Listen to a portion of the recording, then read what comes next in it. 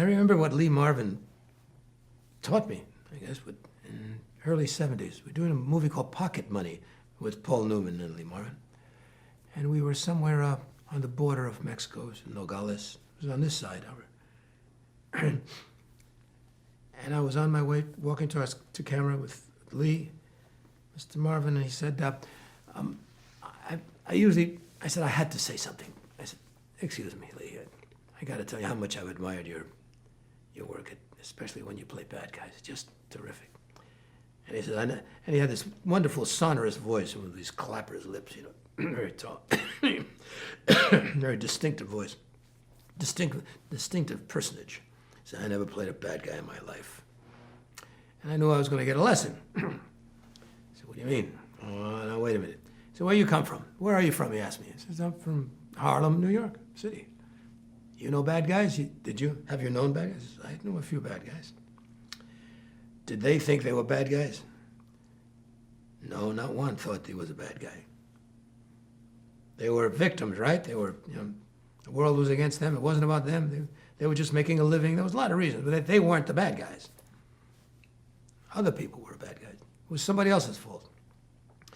He says, that's how you play a bad guy. You don't play a bad guy like you think you're a bad guy. Besides, he says, the camera will decide whether you're going to be a successful bad guy in movies. Now, how is that? Well, if the camera likes you, he said, essentially, you can be throwing kittens off a roof and they'll still like you. Again, it's the ephemeral thing, It's if that thing likes you, right? And then you can make a living. Then he rattled off a list of the people besides himself who made a living playing bad guys and others. And Richard Widmark, it goes on and on and on and on.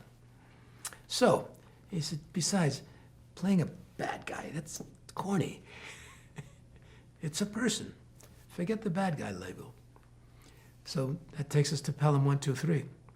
I remembered that, and it seems that the camera liked me playing bad guys. For some reason, again, mysterious.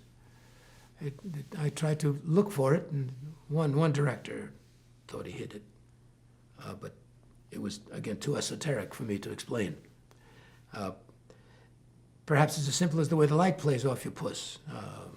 Something, who knows?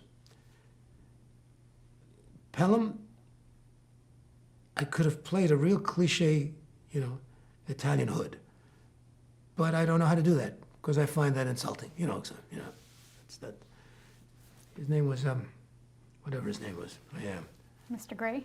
Yeah, Mr. Gray, but his real name was something Bonavento, così italiano, un nome italiano.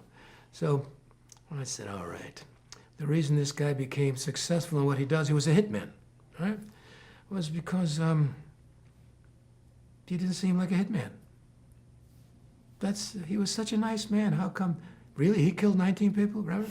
He was my neighbor. He used to cut the lawn. He used to talk about baseball. That's how you do it. He's a kind of a gum-chewing wise guy, but you wouldn't think this was a guy that would kill anybody. And it became the iconic bad guy for me.